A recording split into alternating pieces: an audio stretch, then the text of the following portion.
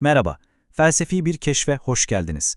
Bugün Ernst Bloch'un umut ve gelecek üzerine kurulu muazzam düşünce dünyasına dalıyoruz. Başlamadan önce bu gibi derinlemesine analizlerin devamı için Kitap Felsefe kanalına abone olmayı düşünebilirsiniz. Filozof Ernst Bloch, felsefesini insan varoluşunun tam kalbindeki bir paradoksla başlatıyor. Ekranda gördüğünüz bu ifade aslında her şeyi özetliyor. Evet, varız, bir bedenimiz, bir bilincimiz var ama gerçekten kim olduğumuzu biliyor muyuz? Bloch'a göre hayır. Varlığımız bir gerçeklik ama kimliğimiz henüz tamamlanmamış bir proje.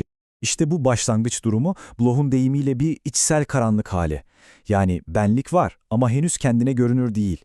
Ne kadar ilginç değil mi? Bize en yakın olan şey kendi benliğimiz, aynı zamanda en büyük sırrımız. Peki bu sırrı nasıl çözeriz? Kendimizi nasıl tanıyacağız? Bloch'un cevabı oldukça şaşırtıcı. Sadece kendi içimize bakarak olmaz bu iş diyor. Kendini bilmek, dış dünyaya doğru cesur bir yolculuk gerektirir. Kendimizi bulmak için önce kendimizden uzağa gitmeliyiz. Yani benliği tanımanın yolu onu terk etmekten geçiyor. İşte bu sürekli dışa doğru seyahat, kendimize dair farkındalığa giden tek yol. Bu yolculukta diğer insanlarla, nesnelerle, dünyayla karşılaşıyoruz. Kendimizle ilgili hakikat aslında dışarıdaki bu temas anlarında saklı. Ve bu süreç yavaş yavaş bizi o yalnız ben olmaktan çıkarıp toplumsal bir biz olmaya taşıyor. Yani süreç aslında şöyle işliyor. Önce o içsel karanlıkta var oluyoruz, sonra dünya ile etkileşime girerek bir yolculuğa çıkıyoruz ve ancak bu yolculuğun sonunda kendimizin farkına vararak oluşuyoruz. Yalıtılmış ben varım ifadesi ancak bu sayede kolektif ve bilinçli bir biz varıza dönüşebiliyor. Şimdi Bloch az önce konuştuğumuz bu bireysel yolculuk fikrini alıyor ve bunu bütün insanlığa uyguluyor. Yani kişisel arayışımız aslında insanlık tarihinin ta kendisi oluyor. Kolektif hikayemizi yepyeni bir gözle okumaya başlıyoruz. Onun için tarih, okullarda öğrendiğimiz gibi olmuş bitmiş olaylar silsilesi değil, hayır. Tarih, ucu açık, sonucu belirsiz, devasa bir deney. Ve bu deneyin amacı ne? Daha adil, daha doğru bir dünya. Biz de bu deneyin hem kobaylarıyız hem de deneyi yürüten bilim insanlarıyız. Tarihin bu durumuna Bloch Latince bir terimle fieri quaiori diyor, yani oluşmakta olan. Bu ne demek? Tarihin sonu henüz yazılmadı demek. Hiçbir şeyin garantisi yok. Her an her şey değişebilir ve gelecek bizim eylemlerimizle şekillenecek kırılgan bir süreç. Peki madem tarih sonucu belirsiz bir deney, o zaman bizi ileriye iten bir şey var mı? Bu deneyin bir yönü, bir hedefi var mı?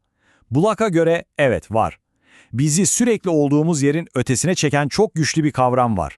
İşte o kilit kavram bu. Henüz olmamış varlık. Bu Bloch'un ütopya fikrinin temelidir. Ama bu boş bir hayal ya da gerçekleşmeyecek bir fantazi değil. Bu dünyanın içinde saklı duran gerçek bir potansiyel. Gelecek boş bir levha değil. Bizi kendine doğru çeken bir olasılıklar alanı. Bu potansiyeli sezen, ona doğru yönelen bilince de ütopik bilinç diyor. Bu bilinç mevcut durumun eksikliklerini görür ve daha iyisi mümkün der. İşte bu dürtü, yani bugünün asla yeterli olmadığını bilmek, tarihi ileriye taşıyan asıl motordur. Bizi o büyük deneyi sürdürmeye iten şey tam da budur. Ve Bloch burada da durmuyor, felsefesini insanlığın da ötesine taşıyarak doğanın kendisine dair çok radikal bir şey söylüyor. Şimdiye kadar insanlık tarihinin oynandığı sahne olarak gördüğümüz doğanın belki de kendisinin de bir aktör olabileceğini öne sürüyor. Genelde doğayı nasıl düşünürüz? Bizim için var olan statik bir arka plan gibi değil mi? Hikayesi çoktan bitmiş bir dekor. Ama Bloch bu fikre tamamen karşı çıkıyor.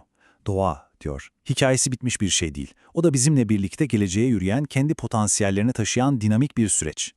Bloch, doğanın da bu ileriye dönük deneyin bir parçası olduğunu savunuyor.